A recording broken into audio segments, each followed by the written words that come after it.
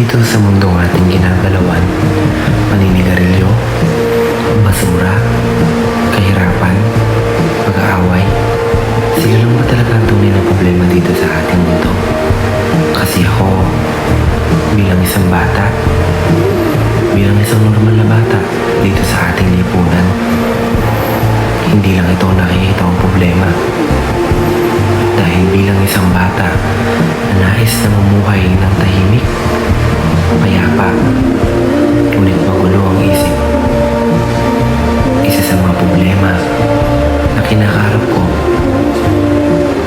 ay ang hindi pagkakaroon ng magandang pamilya. Kaya naman, ako ito, si Alejandro, isang bata na may matayog na pangarap. Ako to, si Alejandro. Tara, samahan niyo ko sa kwento ko.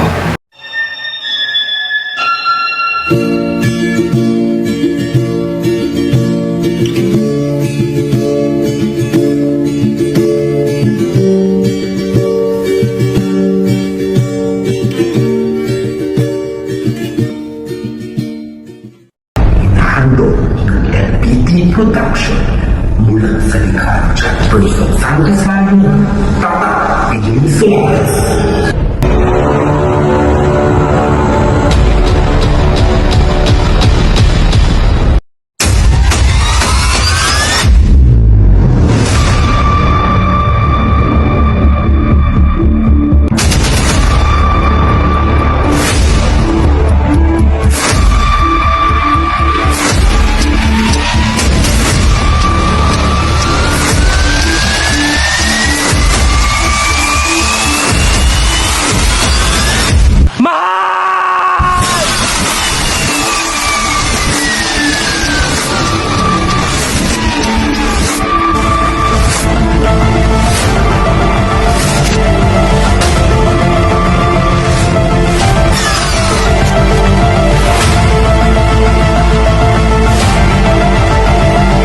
Baka nahulidra sa kanyang ama, matatagpuan na ang sipa.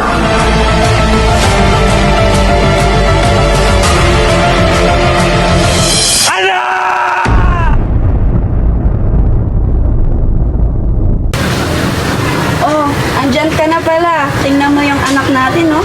Kamukhang kamukha mo. Wala pa tayong picture na magkakasama tayo. Maganda siguro kung bibili tayo ng camera para may madi-display tayo dyan hanggang sa paglaki niya. Oo, huwag kang mag-alala. Magtatrabaho ako at mag-iipon para may pambili tayo ng camera. Para may display tayong family picture dyan. O diba, baby? Para pagtanda mo, makita mo gano'n kami kasayan, dumating ka sa buhay namin ng nanay mo.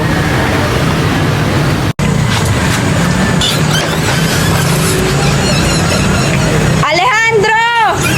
Bye po, Nay!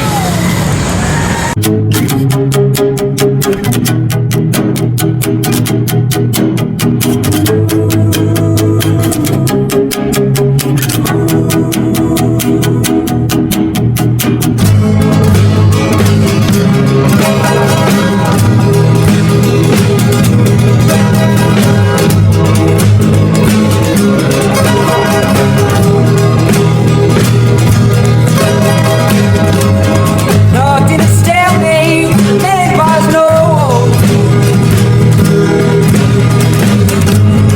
Rock in a hard place, it's battery control.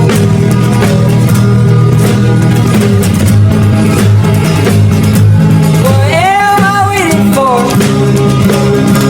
Seaplanes are beneath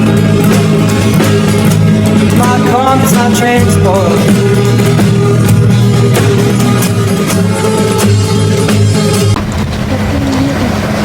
Nay, kain na po. Aba, nakabili ka na pala agad, anak. Opo, Nay. Pasensya ka na, anak, ha? Sardinas lang yung tunayan ng budget natin ngayon. Nay, ang importante po, masaya at sabay tayong kumakain ngayon. Si nanay naman, no? Teka, Nay. Nay, alam niyo po ba na perfect po sa exam namin kahapon? Wow! Congrats, anak!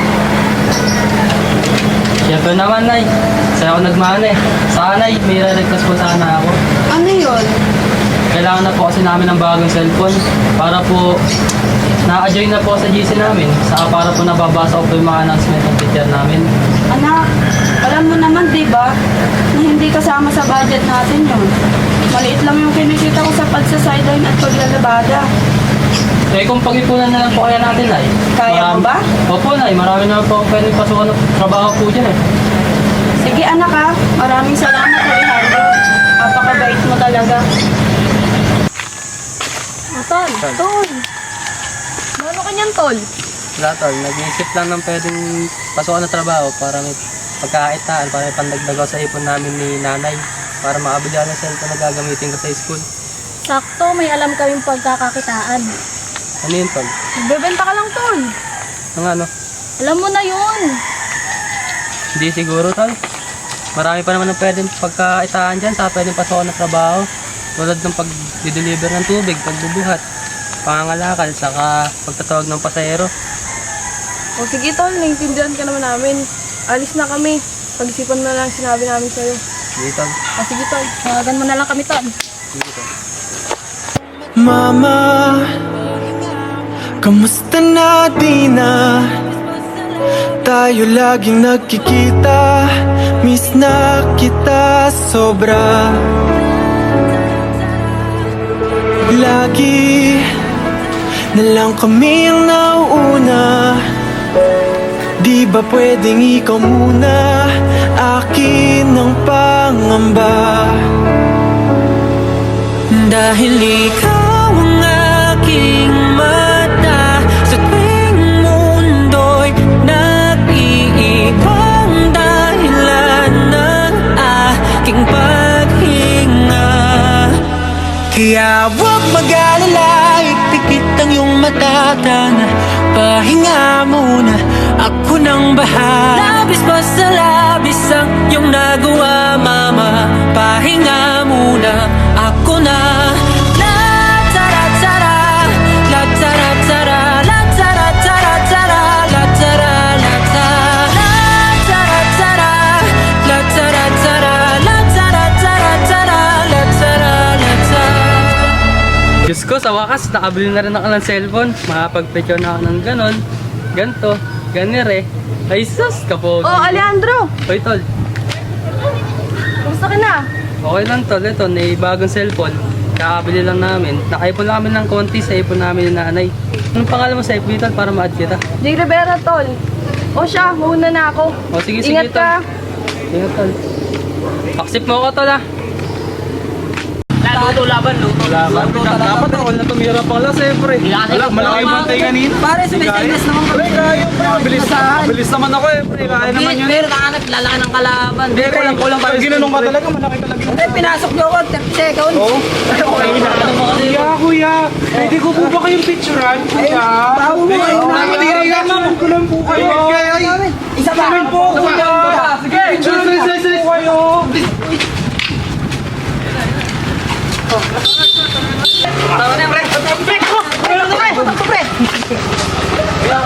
Kuya, pwede po ba kitang picturean?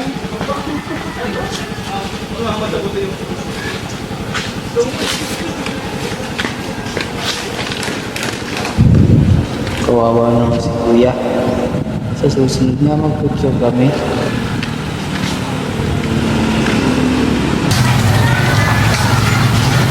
O anak, anong ginagawa mo dyan? Magawalis na po, O Nay. sige, bitawan ko lang to ha. Nay. May Oh, ano tatanong yun? lang po sana ako. Sana po huwag niyo po ikakagalit, Nay. Nasaan po si tatay ngayon? Kasi po, simula nung bata pa ako, hindi ko na po siya nakikita. Sana po huwag niyo po mamasumayin yung tanong ko, Nay. Pasensya ka na anak ha.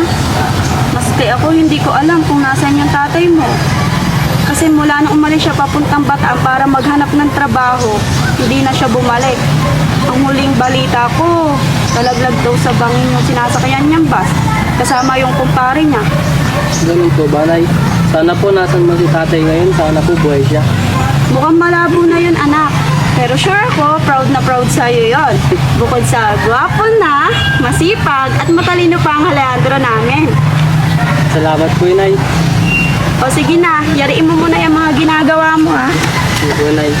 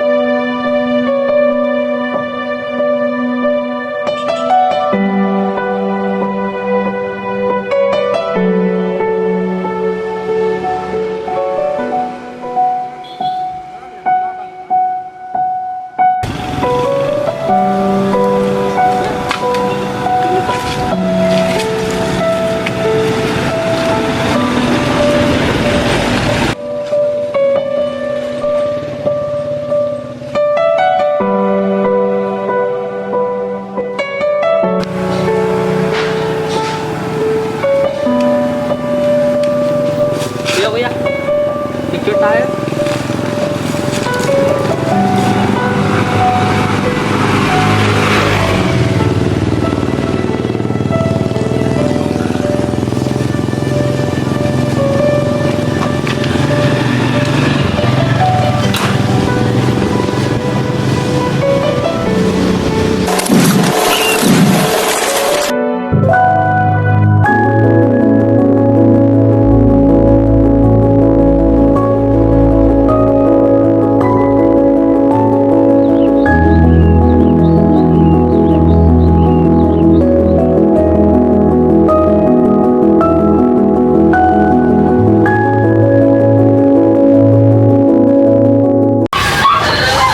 Tita, mga anong oras kaya makakauwi si Alejandro? Hindi ko rin alam yun ha. Ang sabi niya may susundin daw bisita. Siguro pauwi na din yon. Mabuti, tawagan mo muna siya. Sige po, tita.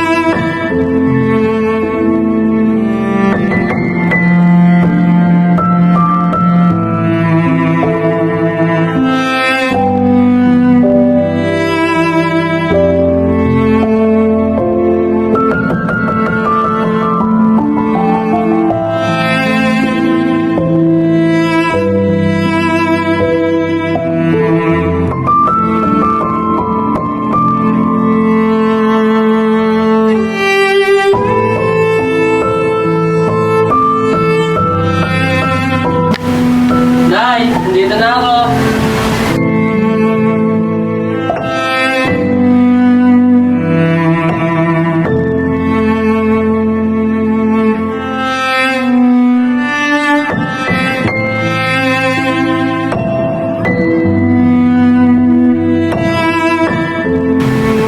Mahal? Mahal? Mahal? Nay, ang nangyari? Nak, ang iyong itay.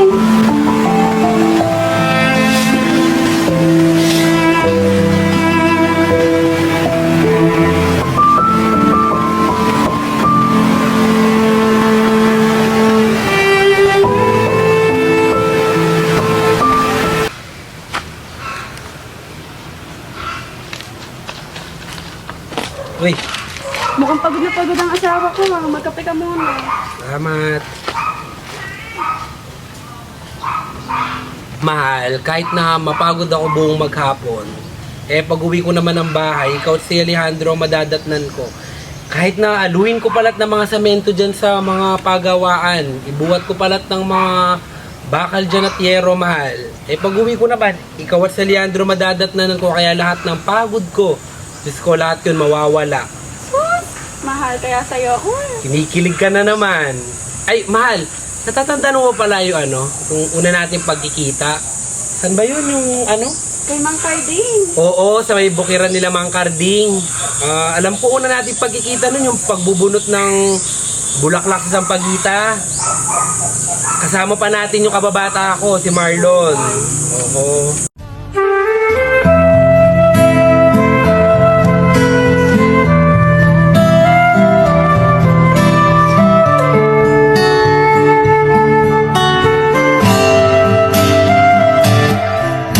Tungalay kong arana para sa dalaga. Walang kasing ganda ang may rosas sa nalimuyak. Kung nanaisin ng tadhanang mapaling lang, di hahayaan mawala pa tong liham ng maasang mata mong mababasa. Handang gawin lahat, maging pamilya'y ikaw na yan ang nakagama ng wagas na pagmamahal. Hiling ka lang naman na Myra, Ano yun, Simon? Tagal ko na din naliligaw sa'yo, no? Ilang buwan na din tayo nagkakasama dito sa bukiran ni Mang Karding. Saksi ang mga bulaklak ng Sampaguita kung gaano kita minamahal, Myra. Parang araw-araw ata, ninanais na lang kitang makita. Pagising ko sa umaga, gusto ko yung mga mata mo na yung gusto ko nakikita. Pagising ko ng umaga, gusto ko yung labi mo na yung nakikita ko. Pagising ko ng umaga, agad-agad tumatakbo ako dito sa Sampaguitahan ni Mang Karding para makita lang kita. Myra, kailan mo ba ako sasagutin? 2 buwan na ako naliligaw sa'yo, oh. Oo na, Simon. Binibigay ko na ang matamis kong oo. Sinasagot na kita, aking sinta. Totoo ba, Myra? Ito ang pinakamasayang panahon ng buhay ko. Yung pagsagot mo sa akin ang pinakamasayang nangyari sa buhay ko, Myra. Totoo ba, sinisinta? Oo, sinta.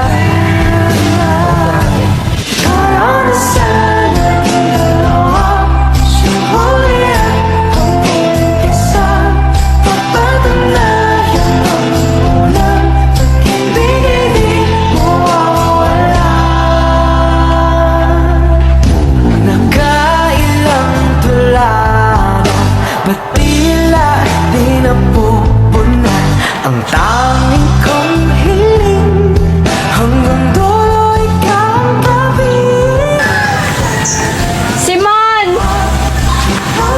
Simon! Simon, asan ka? Simon! Uy, Myra, nandito ako. Saluhin mo nga itong mga mangga. Baka ako pa mahulog sa'yo. Mahalin mo pa ako. Pwede lang hanggang umapakailanman, hindi na walang kailanman. Ay, Diyos ko. Sarap balikan nung alaala natin, mahal, nung kabataan pa natin.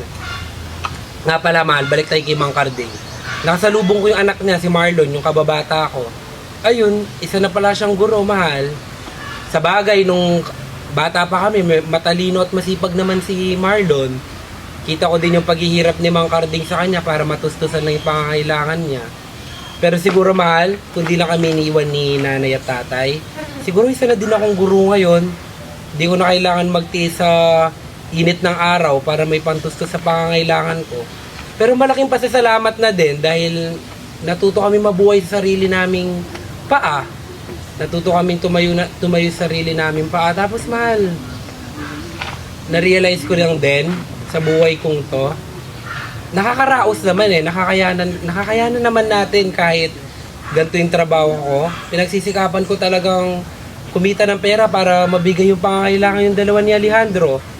Basta, mahal, ipangako mo, pag lumaki sa Alejandro, pakukuhanin natin siya ng guro. Para kahit ba naman na hindi ko natupad sa sarili ko yung pagiging guro, natupad naman ng anak natin. Masaya na ako dun dahil siya yung makakatupad ng pangarap ko. Sus! Si Mahal nagdrama pa. Pagsikapan natin para mapagtapos natin si Alejandro. Pero paano kaya, mahal, kung dumating yung panahon na kailangan ko munang umalis. Maghanap ba ng magandang trabaho, yung malaking sahod para maging sapat yung nabibigay ko sa inyong dalawa ni Andrew. Hindi natin hindi natin kailangan pagkasyahin sa pang-araw-araw natin. Mahal, ang importante, magkakasama tayo. At napapagkasya natin yung mga kinikita mo. Si Mahal naman hindi mabiro. Nagluloko lang naman ako. Pero, Mahal, pangako. Makapagtrabaho ako ng may malaking sahod para mabigay ko talaga yung mga kailangan ni Alejandro. Lumalaki na din yung anak natin. Tinan mo, susunod na araw lang yan. Mag-graduate na yan. Matutupad niya na yung mga pangarap niya. O, teka, umiiyak yung anak ko. Oo. Puntahan ko muna. Sige, Mahal, magpapahinga na ako dito.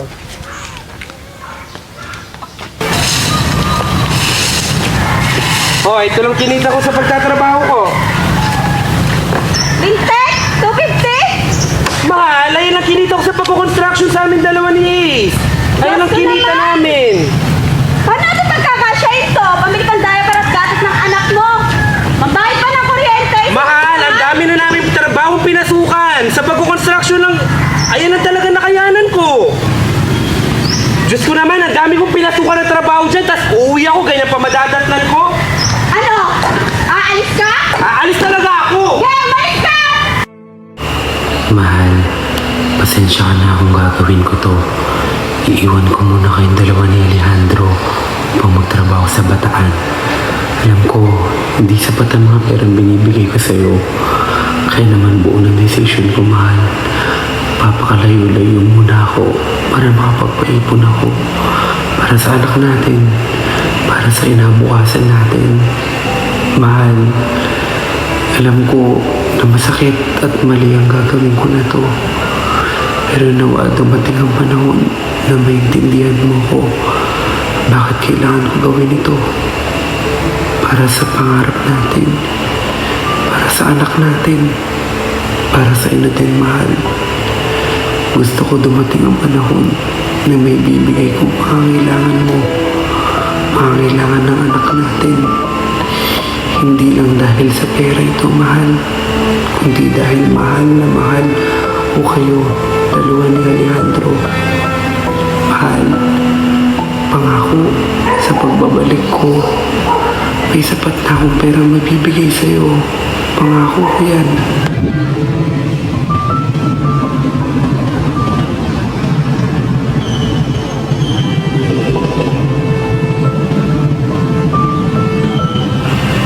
Diyos ko, pinagdarasal ko sa inyo ang pamilyang iiwan ko.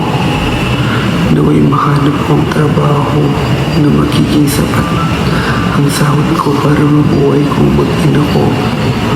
Diyos ko, alagaan niyo ang anak ko habang wala ako. Sa tabi niya ako, Diyos ko, bigyan niyo lakas ang kanyang ina para mapalaki ito ng maayos. Diyos ko, kayo na po bahala sa aking ama ko. Sa anak ko na si Alejandro, pinagdarasal ko siya sa iyo, ama ko. Naway bigyan mo siya ng kalakasan at tanggapin ako muli sa oras sa pagbabalik ko. Diyos ko, ang mahal ko, ang mga mahal kong pamilya. Alagaan mo sila, o Diyos ko.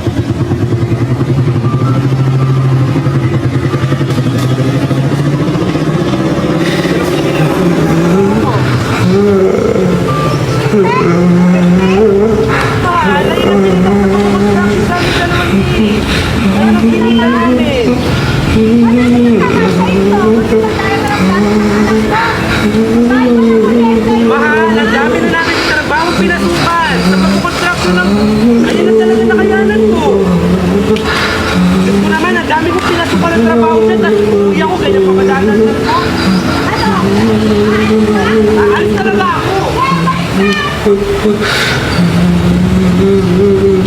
makakasama tayo.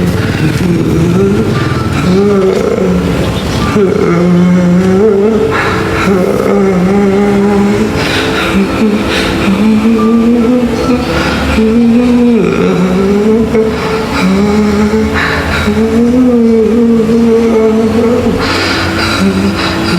ng camera para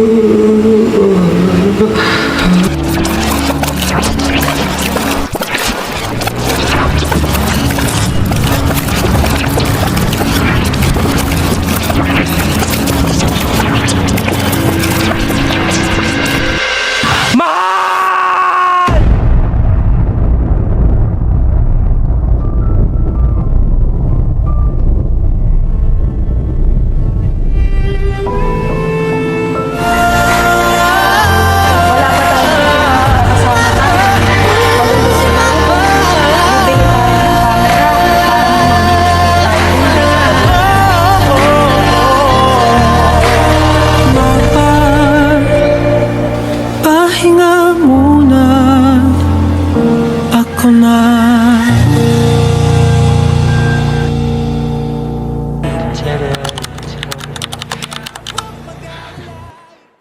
Eto na ako, si Alejandro.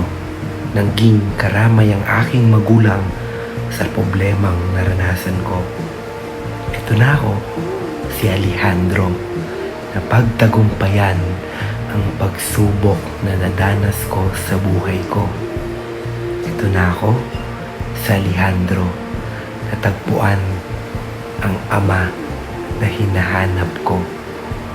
Eto ako ngayon, si Alejandro, masaya, nakasama ang aking pamilya. Muli, maraming salamat sa pagsama sa kwento ng aking buhay. Ito ako ngayon, si Alejandro, patuloy na lalaban sa buhay.